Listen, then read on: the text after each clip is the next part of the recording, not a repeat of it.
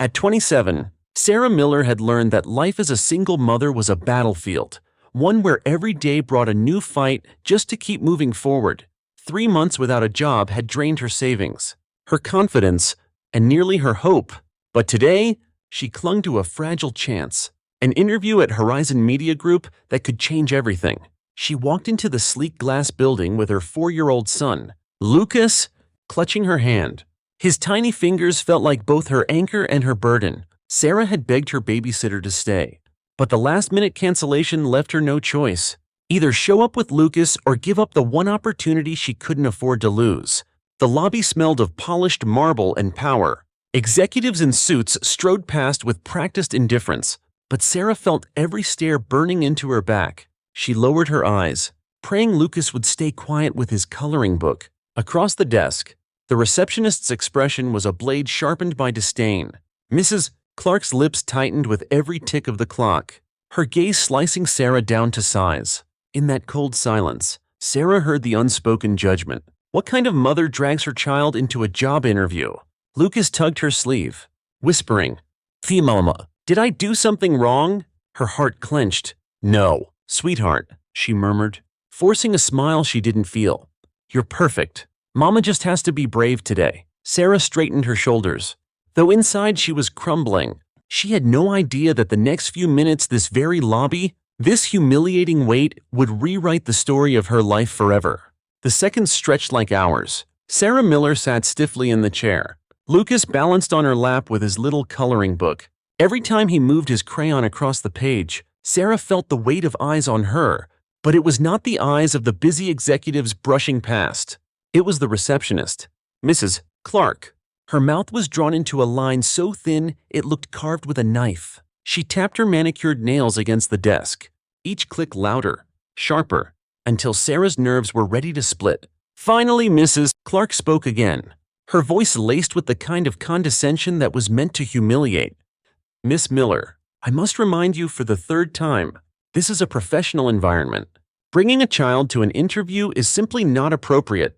The words sliced through the air like a verdict. Lucas paused, looked up from his coloring, and then back at Sarah with wide eyes. He seemed to understand the sharpness in the tone, even if he did not understand the words. Sarah forced her voice to remain calm, though her cheeks burned hot. "Mrs. Clark, I explained when I scheduled this appointment that my babysitter canceled at the last minute. I had no other option. Lucas will be very quiet. He has his coloring book and his snacks. He will not disturb anyone." But Mrs. Clark was unmoved. If anything, her expression grew icier. Her lips curled as if Sarah had spoken blasphemy. "This is a corporate office. Miss Miller, not a daycare. Horizon Media Group prides itself on professionalism. If you cannot arrange proper childcare, perhaps you should reschedule when you are better prepared." The word reschedule landed like a death sentence. Sarah's heart lurched. She had waited weeks for this interview. Her savings were almost gone. Her rent was already overdue. Reschedule could mean never. Reschedule could mean they would pass her over completely. She swallowed the lump in her throat and tried once more. "Please understand, I cannot lose this opportunity. I am fully prepared for this interview. My son will not be a problem. I only need a chance." Mrs. Clark raised one perfectly shaped brow, the gesture soaked in disdain. Her pen scratched across the appointment book as if erasing Sarah from existence. "You must realize, Miss Miller, appearances matter. Candidates who show up with children send the wrong message. It says you are distracted. It says you are not serious about your career. It says you will always bring your personal life into the office. Is that what you want the hiring managers to believe?" The words hit like stones, each one striking the softest parts of Sarah's resolve. She clutched Lucas tighter, her hand trembling slightly against his small shoulder. Lucas whispered softly, "Mama, are we in trouble?" Sarah smiled down at him, though her eyes were glassy with unshed tears. "No, sweetheart, you are perfect. Mama is just trying to explain." Mrs. Clark leaned back in her chair, clearly satisfied with the discomfort she had inflicted. Her tone shifted into the false sweetness of a predator. "There will be other opportunities. Perhaps when your circumstances are more suitable. Other opportunities." The phrase echoed inside Sarah like a hollow drum. There were no other opportunities. This was it. The humiliation pressed heavy against her chest.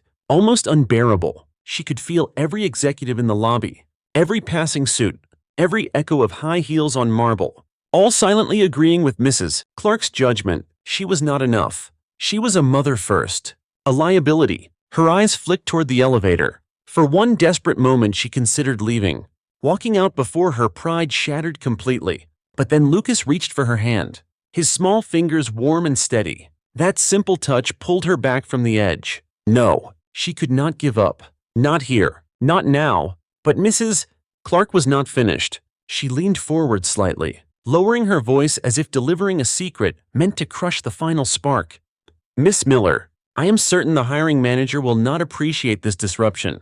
If you want my advice, you should go home. Come back when you have proper childcare arranged. It will save you from further embarrassment.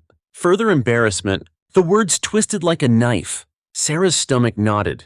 Her breathing grew shallow. She wanted to argue, to shout, to prove she was worthy, but her throat was too tight. Her voice barely escaped as a whisper. I cannot go home. Not today. The receptionist's smirk widened ever so slightly, as though she had won, and Sarah knew she was standing at the edge of ruin. What she did not know was that the next sound, the soft chime of the elevator doors opening, would alter everything. The sharp click of the elevator echoed across the marble lobby. For a moment it silenced even the relentless tapping of Mrs. Clark's pen. Sarah lifted her eyes just as the polished doors opened. Out stepped a man whose presence immediately shifted the air. He appeared to be in his late 30s, tall with dark hair brushed neatly back. His tailored gray suit seemed to belong in a boardroom, but his stride carried the relaxed confidence of someone who owned the place. His gaze swept across the room with calm authority until it landed not on the receptionist and not on Sarah, but on the small boy sitting with a crayon clutched in his hand. Lucas blinked up at him with wide curiosity. The man smiled, not the stiff professional smile Sarah had seen plastered across the lobby, but a genuine expression that reached his eyes. He walked directly toward them, ignoring the receptionist's sharp inhale. Well, hello there, the man said warmly. And who might you be? Lucas straightened his back, as if suddenly aware that this was a serious introduction. I am Lucas Miller. I am 4 years old. I am helping Mama with her work meeting. The man chuckled softly, crouching down so his eyes met the boy's. Helping your mama with her work meeting sounds like an important job. Do you think you are good at it? Lucas nodded with all the confidence of a child who believed coloring quietly was the noblest duty on earth. Sarah's cheeks burned. She stood quickly, words stumbling out. Sir, I am so sorry. I am Sarah Miller. I am here for the interview. My babysitter canceled at the very last moment, and I had no choice but to bring my son. I understand this is inappropriate, and The man lifted a hand gently, his eyes still on Lucas. It is all right. Tell me, Lucas, do you like visiting your mama's work? Lucas considered the question as though it were a puzzle of great importance. Will there be other kids here? The man tilted his head thoughtfully. Not usually, but perhaps there could be times when other parents need to bring their children just like your mama did today. Lucas's little face lit up. Then I think mamas should be allowed to work even if they have babies to take care of. The words struck like lightning. Simple, honest, impossible to argue. The man's smile deepened. He finally straightened and turned his gaze on the receptionist. His tone carried no anger, yet it resonated with quiet command. Mrs. Clark, please escort Ms. Miller and her son to my office. I will be conducting this interview personally. The receptionist froze. But Mr. Davidson is expecting. Reschedule, Mr. Davidson, the man said calmly. This has become more important. Sarah blinked in shock, her heart racing. Only then did the full weight of realization hit her. This was not an ordinary employee. This was Ethan Grant, the CEO of Horizon Media Group. The name rippled through her like thunder. The man who controlled the company, the one whose signature could alter the course of her life. And here he was, speaking gently with her son, as though the boy mattered more than protocol. Sarah tried again to explain, desperation tumbling out. Mr. Grant, please understand. I would never want to cause disruption. I respect this company deeply. Ethan turned back to her, his eyes steady and kind. Hey, Miller, there is no disruption. You showed up. That alone says more than a cancellation ever could. Ethan Grant chose to listen, transforming the tense situation positively. The tension in the lobby could have shattered glass. Sarah's breath was shallow, her pulse racing as Ethan Grant leaned down toward Lucas. The boy sat up straighter, his little crayon still clutched in his hand as if it were a sword. Ethan's voice was calm yet commanding. "Tell me, Lucas, do you think your mother should work here?" The question dropped into the silence like a stone in water. Sarah's heart stopped. She wanted to shield her son, to answer for him, to save him from the crushing weight of such an adult question. But Ethan's eyes never left Lucas, and the boy, fearless in a way only children can be, did not hesitate. "My mama is really good," Lucas said proudly. "She should work here, even if she has me, because she can do both." The words carried more strength than Sarah could have ever spoken herself. For a moment, the entire lobby seemed to lean closer, as though the world had paused to listen to the honesty of a child. Ethan's mouth curved into a smile that was not for show. It was the kind of smile that came when truth revealed itself. "You are absolutely right," he said softly, with a conviction that made even the receptionist flinch. Sarah's throat tightened. She could feel tears burning at the back of her eyes, but she forced them down. She had spent years fighting to be taken seriously, years of rejection and quiet humiliation. And now, in one simple sentence, her son had spoken a truth more powerful than any resume or carefully rehearsed answer. Ethan straightened, his height casting a shadow over the polished floor. His gaze cut toward Mrs. Clark, whose stiff posture betrayed her rising panic. "Mrs. Clark," Ethan said evenly, "escort Ms. Miller and her son to my office. I will be conducting this interview myself." The receptionist's lips parted in protest. "But Mr. Davidson is waiting. Reschedule Mr. Davidson," Ethan interrupted, his voice unshakable. "This interview has just become the priority." The authority in his tone left no space for argument. Mrs. Clark froze, then lowered her eyes, her defiance collapsing under the weight of command. Sarah stood frozen too, disbelief flooding her body. This was not how interviews worked. This was not how life worked. People like her were supposed to be brushed aside, labeled as complications. Yet here was the CEO himself overturning the rules, all because her child had spoken from the heart. Lucas tugged her hand, his little voice ringing with excitement. "Siama, did you hear? He said you should work here." Sarah swallowed hard, her voice trembling as she whispered, "Yes, sweetheart, I heard." The receptionist finally moved, stiff and mechanical, gesturing for them to follow. As they crossed the lobby, Sarah felt every eye on them. Some were wide with shock, others softened with quiet admiration. She held her head higher, her dignity pieced back together by the words of her son and the recognition of a man who had the power to change her fate. The elevator sealed them in silence. Sarah felt gratitude and fear. Ethan reassured her about balancing professionalism and motherhood. The elevator doors opened with a soft chime, and Sarah stepped into the executive floor as though she had crossed into another world. The walls were lined with glass, sunlight pouring in, reflecting against polished steel. Her heart thundered with each step. Lucas skipped beside her, clutching his crayon proudly as if it were a badge of courage. Ethan Grant led them to a spacious office with tall windows overlooking the city. The view should have been breathtaking, but Sarah's nerves consumed her. This was not a normal interview. This was the test of her life. "Please, have a seat," Ethan said, gesturing toward a sleek chair across from his desk. His tone was professional, yet threaded with kindness. Sarah sat down slowly, Lucas settling at a small table nearby where paper and pencils had been placed as though someone had anticipated him. Ethan leaned forward, hands clasped. "Tell me about your background." "Eins Miller." Sarah inhaled deeply, steadying herself. "I studied marketing at university. I worked as a coordinator for a regional firm where I managed client campaigns and eventually led several projects. I learned how to balance creative strategy with deadlines and budgets. I was preparing to move up to a senior role when I became pregnant with my son." Her voice wavered, but she did not look away. "After Lucas was born, his father left us. I had to step back from my career to provide stability for my child. It was the hardest decision I ever made, but one I do not regret. Still, I know I have the skills and determination to contribute again." The silence that followed pressed heavily on her chest. Sarah braced herself for polite dismissal. Instead, Ethan nodded, his expression thoughtful. "What was the most challenging project you led before you paused your career?" he asked. Sarah blinked. The question surprised her. She gathered herself and answered, a rebranding campaign for a retail client. The budget was small and the timeline nearly impossible. The team was divided, but I worked to rebuild trust and streamline the process. We finished ahead of schedule, and the client renewed their contract. I learned that clear communication and adaptability can save a project even when everything seems ready to collapse. Ethan questioned Sarah about balancing work and family as a single parent. She acknowledged the challenges, but highlighted her newfound efficiency and resourcefulness. Driven by stability for her son, she expressed her commitment to contributing value at Horizon Media. The interview room had grown heavy with intensity. Sarah's voice lingered in the air, her confession of sacrifice and resilience still echoing against the glass walls. She clasped her hands together, afraid that at any moment Ethan Grant would end the meeting with polite dismissal.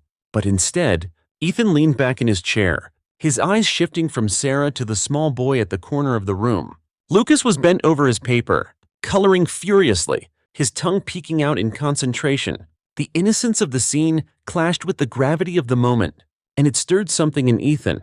He spoke suddenly, his voice calm but firm. "Lucas, may I ask you something?" Sarah stiffened. She turned quickly, her heart leaping. She wanted to protect her son from becoming part of this high-stakes encounter. But Ethan's gaze remained gentle, and Lucas looked up without fear, his crayon still poised above the page. "Yes," the boy answered, his eyes wide. Ethan's lips curved into a smile. "Tell me, Lucas, what does your mother do best?" The question seemed simple, yet it fell with the weight of a hammer. Sarah froze. A dozen possible answers stormed through her mind. It's marketing skills, leadership, communication, crisis management, the rehearsed lines she had practiced for weeks, but none of them belonged to her son. Lucas tilted his head, thoughtful in a way that made him appear far older than 4. He put his crayon down carefully and folded his little hands. His answer came in a soft but steady voice. My mama makes the best pizza," he said with pride. "She tells stories with different voices for every character, and she always keeps her promises." The silence that followed was absolute. It was not the silence of judgment, but the silence of something pure, breaking through layers of cynicism. Sarah's breath caught in her throat. Tears pressed hot against her eyes, threatening to spill. She had prepared for every possible professional question, but nothing could have prepared her for the raw truth spoken by her child. Pizza, stories, promises, 3 small things, yet they carried the weight of a lifetime. They revealed not just what she did, but who she was. A provider, a nurturer, a woman who honored her word even when the world had tried to break her. Ethan's facade of a corporate leader gave way to genuine emotion as he recognized Sarah's strength through her son's eyes. She felt a shift in identity, understanding that her true worth was defined by her character rather than her past. The silence that followed Lucas's innocent words was so complete that Sarah could hear the faint hum of the air conditioning. Her pulse pounded in her ears, and her hands trembled on her lap. She wanted to vanish into the chair, to escape the weight of this moment. She braced herself for the rejection she had endured too many times before. Instead, Ethan Grant leaned forward, his elbows resting on the desk, his eyes unwavering. There was no hesitation in his gaze, no trace of doubt. His voice filled the room with quiet authority. "Ms. Miller," he began, "I would like to offer you the position, effective immediately." Sarah's breath caught. For a split second, she thought she had misheard him. Her mind scrambled to process the words. A job offer. Not a maybe, not a promise of a call next week. A job offer now, in this very moment. Her lips parted. "Sir, are you certain?" Her voice shook with disbelief. "I do not want you to think I am taking advantage. Bringing my son was never meant to." Ethan lifted a hand gently, silencing her. "You are not taking advantage. What you demonstrated today is precisely what we value here. You were placed in an impossible situation. Most people would have canceled or collapsed under the pressure. But you showed up. You carried yourself with dignity. You found a way to balance responsibility as a mother and commitment as a professional. That is resilience. That is grace under fire. And those are qualities we need at Horizon Media." Sarah blinked rapidly, tears spilling despite her attempt to hold them back. Lucas looked from his mother to Ethan, his small face puzzled. "Hey, Mama. What does that mean?" Sarah swallowed hard, bending toward him with shaking hands. "It means Mama got the job."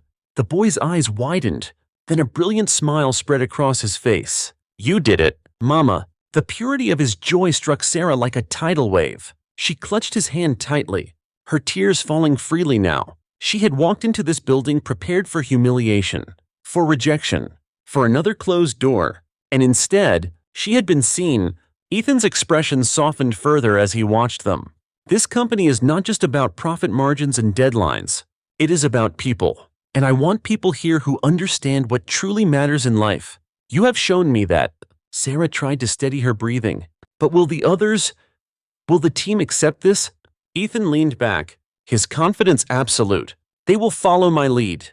And I intend to build a culture where no parent ever has to apologize for caring for their child. Today proved why that matters. For the first time in years, Sarah felt the crushing weight on her chest lift. She had been fighting a battle she thought no one could see, a battle for dignity and survival. And here was a man of power saying not only that she was worthy, but that her struggle was her strength. Lucas excitedly asked about pizza, prompting laughter. Sarah realized her new job offered validation, stability, and a life-changing opportunity. The office remained silent after Ethan Grant's declaration. Sarah was still trembling, her mind spinning with the impossible reality that she had been hired on the spot. Lucas was humming softly at the little table, unaware that his simple words had just changed his mother's destiny. Ethan leaned back, folding his hands as if weighing something deeper than a single decision. His voice came low but steady, carrying the weight of conviction. "Ms. Miller, this company has been successful because we demanded excellence. But somewhere along the way, we forgot something important. We forgot that employees are more than their productivity. They are human beings with lives that do not end when they walk into this building. They carry burdens, joys, and responsibilities that cannot be checked at the door." Sarah's throat tightened. No executive had ever spoken like this in her presence. Ethan continued, his eyes burning with a quiet intensity. "I want Horizon Media to be different. I want this place to be known not only for its campaigns and its profits, but for its humanity. We cannot pretend that people stop being parents or caretakers the moment they start their workday.